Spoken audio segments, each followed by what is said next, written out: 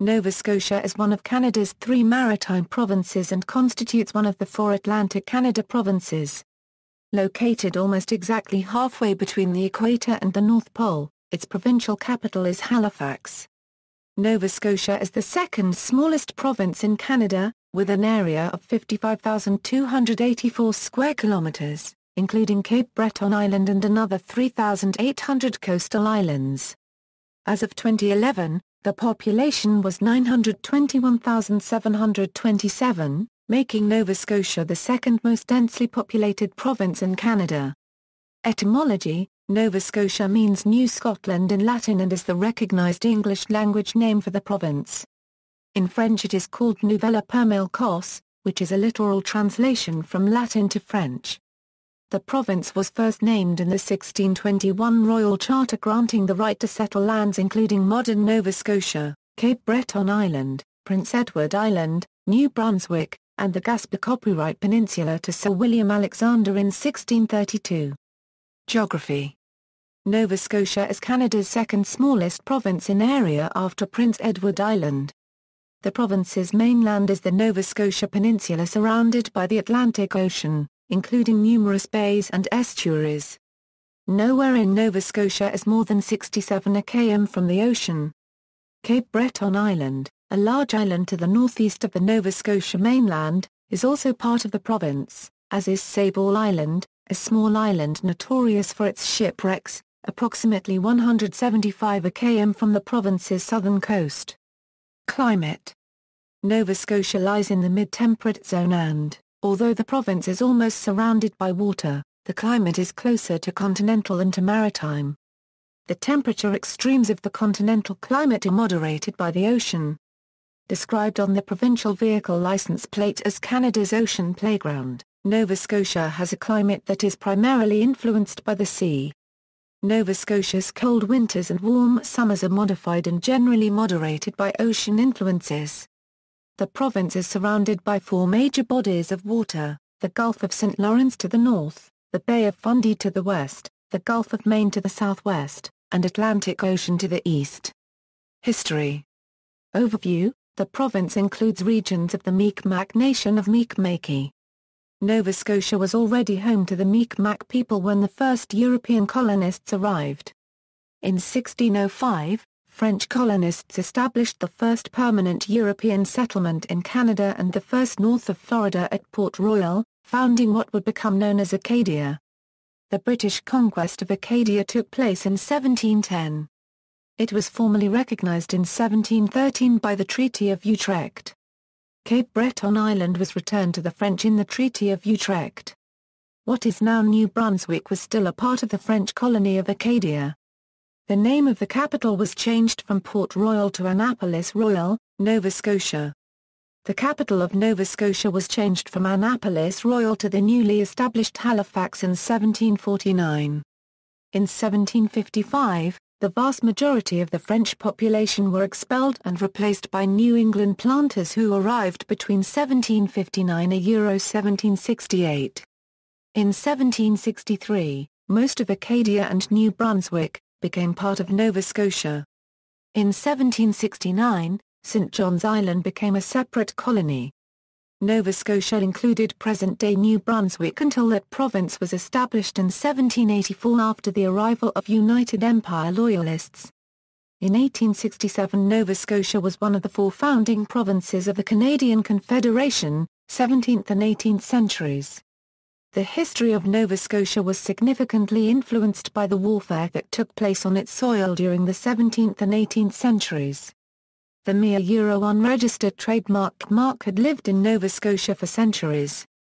The French arrived in 1604, and Catholic mere unregistered trademark mark and Acadians were the predominant populations in the colony for the next 150 years. During the first 80 years the French and Acadians were in Nova Scotia. There were 9 significant battles as the English and Scottish, Dutch and French fought for possession of the colony. These battles happened at Port Royal, St. John, Cap de Sable, Jemseg and Balin. During the 17th century there was the Acadian Civil War. Beginning with King William's War in 1688, There were 6 wars in Nova Scotia before the French were defeated and peace was made with the Acadians and mere unregistered trademark mark. King William's War, Queen Anne's War, Father Rail's War, King George's War, Father Le Loutre unregistered trademark S War and the French and Indian War. The battles during these wars were primarily fought at Port Royal, St. John, Canso, Chignecto, Dartmouth, Lunenburg and Grand Pre. Copyright. Despite the British conquest of Acadia in 1710, Nova Scotia remained primarily occupied by Catholic Acadians and Mi'kmaq, who confined British forces to Annapolis and Canso. A generation later, Father Le Loutre's war began when Edward Cornwallis arrived to establish Halifax with 13 transports on June 21, 1749. A general court, made up of the governor and the council, was the highest court in the colony at the time. Jonathan Belcher was sworn in as Chief Justice of the Nova Scotia Supreme Court on October 21, 1754. The first Legislative Assembly in Halifax, under the governorship of Edward Cornwallis, met on October 2, 1758. During the French and Indian War, the British deported the Acadians and recruited New England planters to resettle the colony. The 75-year period of war ended with the burial of the hatchet ceremony between the British and the Mi'kmaq.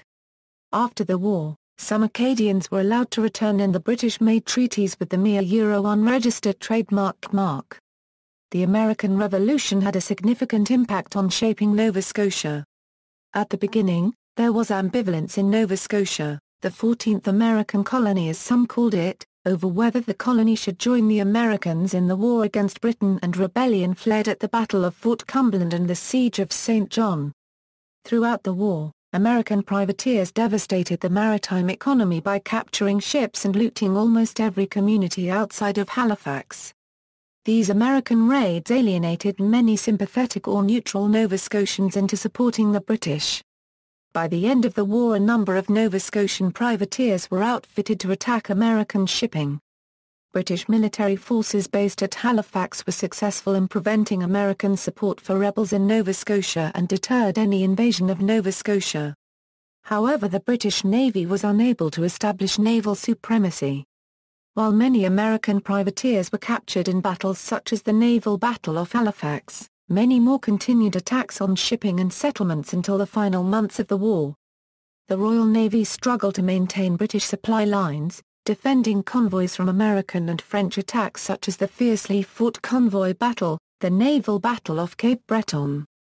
After the British were defeated in the 13 colonies, its troops helped evacuate approximately 30,000 United Empire Loyalists, who settled in Nova Scotia. With land grants by the Crown as some compensation for their losses, the Loyalist exodus created new communities across Nova Scotia, including Shelburne, which was briefly one of the larger British settlements in North America, and infused the province with additional capital and skills. However, the migration also caused political tensions between Loyalist leaders and the leaders of the existing New England planters' settlement. The Loyalist influx also pushed Nova Scotia's Mi'kmaq people to the margins as Loyalist land grants encroached on ill-defined native lands. Approximately 3,000 members of the Loyalist migration were black Loyalists who founded the largest free black settlement in North America at Birchtown, near Shelburne. However, unfair treatment and harsh conditions caused about one-third of the black Loyalists to resettle in Sierra Leone in 1792, where they founded Freetown and became known in Africa as the Nova Scotian settlers. 19th century. During the War of 1812, Nova Scotia unregistered trademark's contribution to the war effort was communities either purchasing or building various privateer ships to lay siege to American vessels. Perhaps the most dramatic moment in the war for Nova Scotia was when HMS Shannon escorted the captured American frigate USS Chesapeake into Halifax Harbor. Many of the prisoners were kept at Dead Man's Island, Halifax. During this century, Nova Scotia was the first colony in British North America and in the British Empire to achieve responsible government in January-February 1848 and become self-governing through the efforts of Joseph Howe. Nova Scotia had established representative government in 1758, an achievement that was later commemorated by erecting the Dingle Tower in 1908. Nova Scotians fought in the Crimean War. The Wilsford Parker Monument in Halifax is the second oldest war monument in Canada and the only Crimean War monument in North America. It commemorates the Siege of Sevastopol. Thousands of Nova Scotians fought in the American Civil War, primarily for the North. The British Empire was declared neutral in the struggle between the North and the South. As a result, Britain continued to trade with both the South and the North. Nova Scotia Euro unregistered trademark S economy boomed during the Civil War. Immediately after the Civil War, pro-Confederation Premier Charles Tupper led Nova Scotia into the Canadian Confederation on July 1, 1867, along with New Brunswick and the Province of Canada. The Anti-Confederation Party was led by Joseph Howe. Almost 3 months later, in the election of September 18, 1867, the Anti-Confederation Party won 18 out of 19 federal seats, and 36 out of 38 seats in the provincial legislature. In the 19th century, Nova Scotia became a world leader in both building and owning wooden sailing ships in the second half of the 19th century. Nova Scotia produced internationally recognized shipbuilders Donald Mackay and William Dawson Lawrence. The fame Nova Scotia achieved from sailors was assured when Joshua Slocum became the first man to sail single-handedly around the world. This international attention continued into the following century with the many racing victories of the Blue Nose schooner. Nova Scotia was also the birthplace and home of Samuel Cunard, a British shipping magnate, born at Halifax, Nova Scotia, who founded the Cunard Line.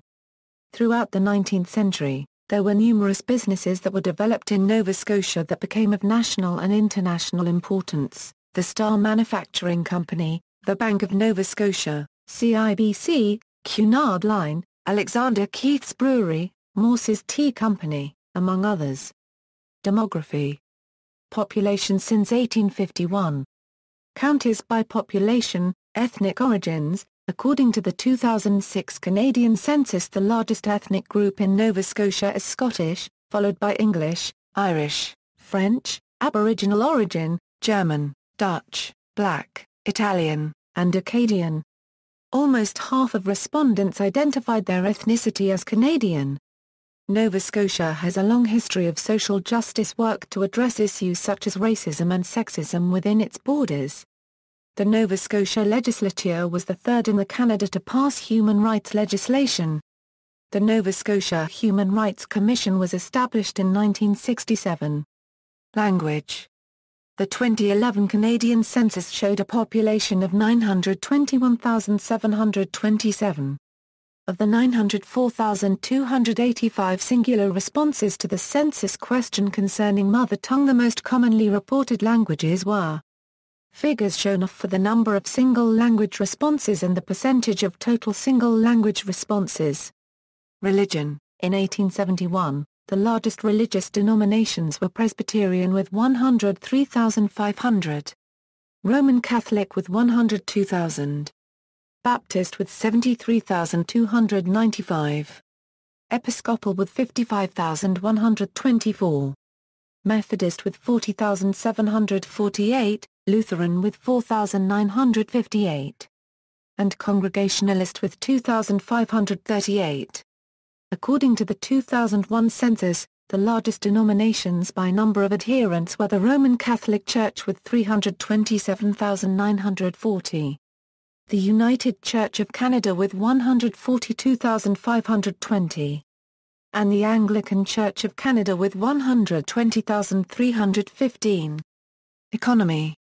Per capita GDP in 2010 was $38,475, significantly lower than the national average per capita GDP of $47,605 and a little more than half that of Canada's richest province, Alberta. GDP growth has lagged behind the rest of the country for at least the past decade. Nova Scotia's traditionally resource-based economy has become somewhat more diverse in recent decades. The rise of Nova Scotia as a viable jurisdiction in North America, historically, was driven by the ready availability of natural resources, especially the fish stocks off the Scotian shelf. The fishery was pillar of the economy since its development as part of the economy of New France in the 17th century. However, the fishery suffered a sharp decline due to overfishing in the late 20th century. The collapse of the cod stocks and the closure of this sector resulted in a loss of approximately 20,000 jobs in 1992. Other sectors in the province were also hit hard, particularly during the last 2 decades. Coal mining in Cape Breton and northern mainland Nova Scotia has virtually ceased production, and a large steel mill in Sydney closed during the 1990s. More recently, the high value of the Canadian dollar relative to the US dollar has hurt the forestry industry, leading to the shutdown of a long-running pulp and paper mill near Liverpool. Mining, especially of gypsum and salt and to a lesser extent silica, peat and barite, is also a significant sector. Since 1991, offshore oil and gas has become an increasingly important part of the economy. Although production and revenue are now declining, agriculture remains an important sector in the province, particularly in the Annapolis Valley. Nova Scotia Euro-unregistered trademark S defense and aerospace sector generates approximately $500 million in revenues and contributes about $1.5 billion to the provincial economy annually. To date, 40% of Canada Euro-unregistered trademark S military assets reside in Nova Scotia.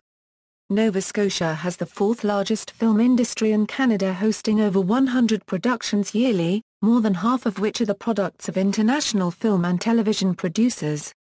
The Nova Scotia tourism industry includes more than 6,500 direct businesses, supporting nearly 40,000 jobs. 200,000 cruise ship passengers from around the world flow through the port of Halifax, Nova Scotia each year.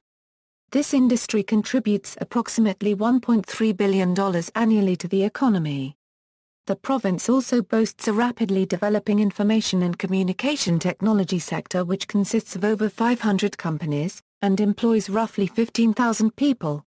In 2006, the manufacturing sector brought in over $2.6 billion in chain GDP, the largest output of any industrial sector in Nova Scotia.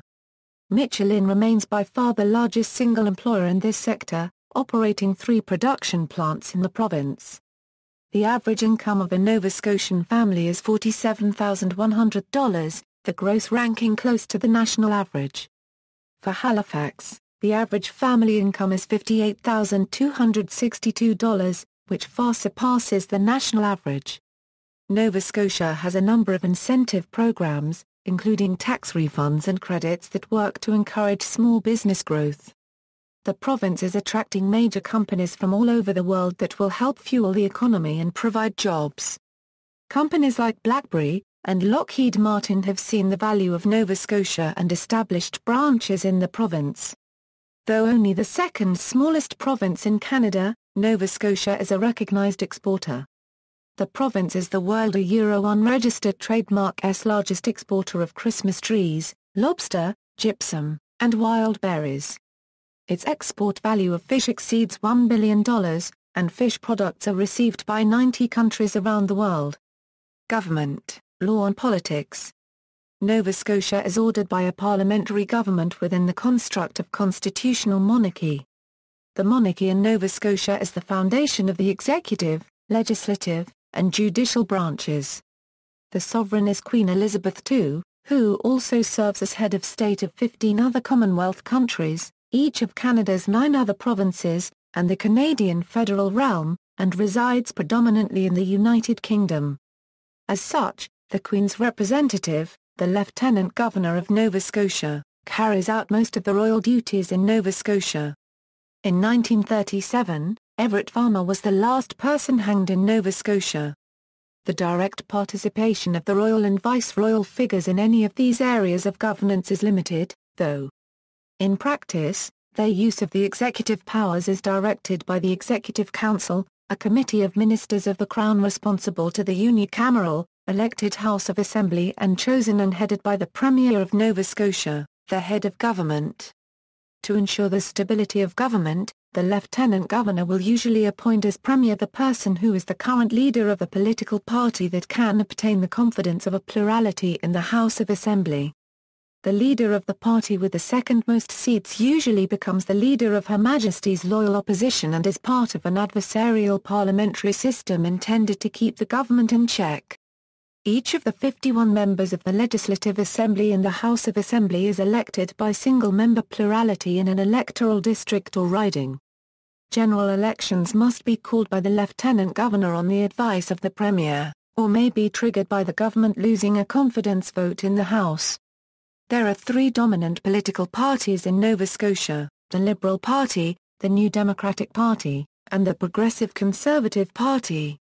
The province's revenue comes mainly from the taxation of personal and corporate income, although taxes on tobacco and alcohol, its stake in the Atlantic Lottery Corporation, and oil and gas royalties are also significant. In 2006 €07, the province passed a budget of $6.9 billion, with a projected $72 a million surplus. Federal equalization payments account for $1.385 billion, or 20.07% of the provincial revenue. The province participates in the HST, a blended sales tax collected by the federal government using the GST tax system. Nova Scotia no longer has any incorporated cities. They were amalgamated into regional municipalities in 1996. Culture, fine arts. Nova Scotia has long been a centre for artistic and cultural excellence. The capital, Halifax, hosts institutions such as Nova Scotia College of Art and Design University, Art Gallery of Nova Scotia, Neptune Theatre, Two Planks and a Passion Theatre, Ships Company Theatre and the Symphony Nova Scotia. The province is home to avant-garde visual art and traditional crafting, writing and publishing and a film industry. Much of the historic public art sculptures in the province were made by the renowned New York sculptor J. Massey Rhind as well as Canadian sculptors Hamilton McCarthy, George Hill, Emmanuel Hahn and Louis-Philippe Haar. Copyright Bert. Some of this public art was also created by internationally renowned Nova Scotian John Wilson. Nova Scotian George Lang was a stone sculptor who also built many landmark buildings in the province, perhaps most notably he created the Woolsford Parker Monument. Some of the province's greatest painters were William Valentine, Maria Morris, Jack L. Gray, Mabel Killiam Day, Ernest Lawson, Francis Bannerman, Alex Colville, Tom Forrestall and ship portrait artist John O'Brien. Some of most renowned artists whose works have been acquired by Nova Scotia are British artist Joshua Reynolds, William Gush and William J. Weaver. Robert Field, as well as leading American artists Benjamin West, John Singleton Copley, Robert Feck, and Robert Field. Two famous Nova Scotian photographers are Wallace McCaskill and Sherman Hines. Two of the most accomplished illustrators were Bob Chambers and Donald A. Mackay. Film and television. Nova Scotia has produced numerous film actors. Academy Award nominee Ellen Page lives in Nova Scotia. Five-time Academy Award nominee Arthur Kennedy called Nova Scotia his home.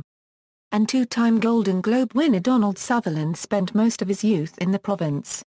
Other actors include John Paul Tremblay, Rob Wells and John Dunsworth of. Nova Scotia has also produced numerous film directors such as Thom Fitzgerald, Daniel Petrie and Acadian film director Phil Cameau's multiple award-winning local story. Nova Scotian stories are the subject of numerous feature films, Margaret's Museum, The Bay Boy, New Waterford Girl, The Story of Adele H., and two films of Evangeline. There is a significant film industry in Nova Scotia. Feature filmmaking began in Canada with Evangeline, made by Canadian Bioscope Company in Halifax, Nova Scotia, which released 6 films before it closed. The film has since been lost. Some of the award-winning feature films that have been made in the province are Titanic, Bowling for Columbine, and The Shipping News. Other films include K-19, The Widowmaker and Amelia. Nova Scotia has also produced numerous television series. This Hour Has 22 Minutes, Don Messer's Jubilee, Black Harbor, Haven, Trailer Park Boys, Mr. D, and Theodore Tugboat. The Jesse Stone film series on CBS starring Tom Selleck is also routinely produced in the province. Literature. There are numerous Nova Scotian authors who have achieved international fame: Thomas Chandler Halliburton, Alistair MacLeod, Margaret Marshall Saunders, Lawrence D. Darkine, and Joshua Slocum. Other authors include Johannes Gibbs Rood, Alden Nolan, George Eliot Clarke, Leslie Choice, Thomas Radel, Donna Morrissey, Frank Parker Day. Nova Scotia has also been the subject of numerous literary books. Some of the international bestsellers are Last Man Out, The Story of the Spring Hill Mining Disaster, Curse of the Narrows, The Halifax Explosion 1917, In the Village, and National Book Critics Circle Award winner Rough Crossings. Other authors who have written novels about Nova Scotian stories include Lyndon McIntyre, Hugh MacLennan, Ernest Buckler, Archibald MacMecken, Henry Wadsworth Longfellow, Lawrence Hill and John McFarraga. Music. Nova Scotia has produced numerous musicians. The Grammy Award winners include Denny Doherty, Anne Murray, and Sarah McLachlan. Other musicians include country singer Hank Snow, country singer George Canyon, jazz singer Holly Cole, opera singers Portia White and Barbara Hannigan, multi-Juno Award-nominated rapper Classified, Rita McNeil, Matt Mays, Sloan, Feist, The Rankin Family, April Wine, Buck 65, Joel Plaskett, Grand Derangement, and country music singer Drake Jensen. There are numerous songs written about Nova Scotia, The Ballad of Spring Hill. Numerous songs by Stan Rogers including Blue Nose, The Genie Sea, Barrett's Privateers, Giant, and The Rawdon Hills. Farewell to Nova Scotia. Blue Nose. Sheer Euro unregistered trademark S called Nova Scotia. Cape Breton. Acadian Driftwood. Acadie. And My Nova Scotia Home. Nova Scotia has also produced some significant songwriters such as Grammy Award-winning Gordie Sampson. Sampson has written songs for Carrie Underwood, Martina McBride, LaAnn Rimes, and George Canyon. Another successful Nova Scotia songwriter was Hank Snow, whose songs have been recorded by the Rolling Stones, Elvis Presley, and Johnny Cash. Music producer Brian Aherne is a Nova Scotian. He got his start by being music director for CBC Television's Sing-Along Jubilee. He later produced 12 albums for Anne Murray, 11 albums for Emmylou Harris. He also produced discs for Johnny Cash, George Jones, Roy Orbison, Glenn Campbell, Don Williams, Jesse Winchester and Linda Ronstadt. Another noted writer is Cape Bretoner Leon Dubinsky, who wrote the anthem, Rise Again, among many other songs performed by various Canadian artists. Sports. Sport is an important part of Nova Scotia culture. There are numerous professional sports teams. The Halifax Rainmen of the National Basketball League of Canada are one team that calls Nova Scotia home. The province has also produced numerous athletes such as Sidney Crosby, Nathan MacKinnon, Brad Marchand, Colleen Jones, Al McInnes, T.J. Grant, Rocky Johnson and George Dixon. The achievements of Nova Scotian athletes are presented at the Nova Scotia Sport Hall of Fame. Endemic cuisine. The cuisine of Nova Scotia is typically Canadian with an emphasis on local seafood. The only truly endemic dish is the dolma, a distant variant of the doner kebab, that is made from thinly sliced beef meatloaf and uses a sweet condensed milk sauce. Tourism. Nova Scotia's tourism industry showcases Nova Scotia's culture, scenery and coastline. Nova Scotia has many museums reflecting its ethnic heritage, including the Glooscap Heritage Centre, Grand Pra Copyright National Historic Site, Hector Heritage Key and the Black Cultural Centre for Nova Scotia. Others museums tell the story of its working history, such as the Cape Breton Miners Museum, and the Maritime Museum of the Atlantic. Nova Scotia is home to several internationally renowned musicians and there are visitor centres in the hometowns of Hank Snow, Rita McNeil, and Anne Murray Centre. There are also numerous music and cultural festivals such as the Stan Rogers Folk Festival, Celtic Colours, the Nova Scotia Gaelic Mod, Royal Nova Scotia International Tattoo, the Atlantic Film Festival and the Atlantic Fringe Festival. The province has numerous national historic sites, the most notable being the habitation at Port Royal, the Fortress of Lenisburg and Citadel Hill in Halifax. Nova Scotia has 2 national parks, Kjimkujik and Cape Breton Highlands, and many other protected areas. the Bay of Fundy has the highest tidal range in the world, and the iconic Peggy's Cove is internationally recognized and receives 600,000-plus visitors a year. Cruise ships pay regular visits to the province. In 2010, Halifax received 261,000 passengers and Sydney 69,000.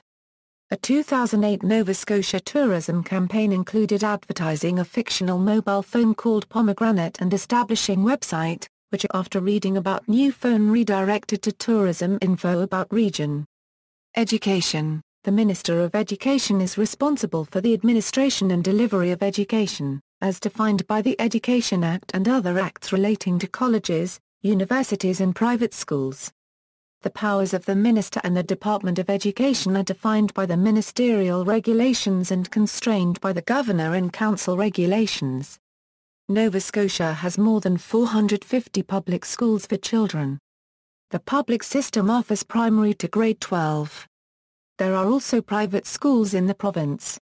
Public education is administered by 7 regional school boards, responsible primarily for English instruction and French immersion, and also province-wide by the Conseil Scolaire Acadien Provincial, which administers French instruction to students for whom the primary language is French.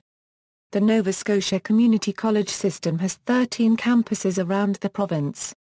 The Community College, with its focus on training and education, was established in 1988 by amalgamating the province's former vocational schools.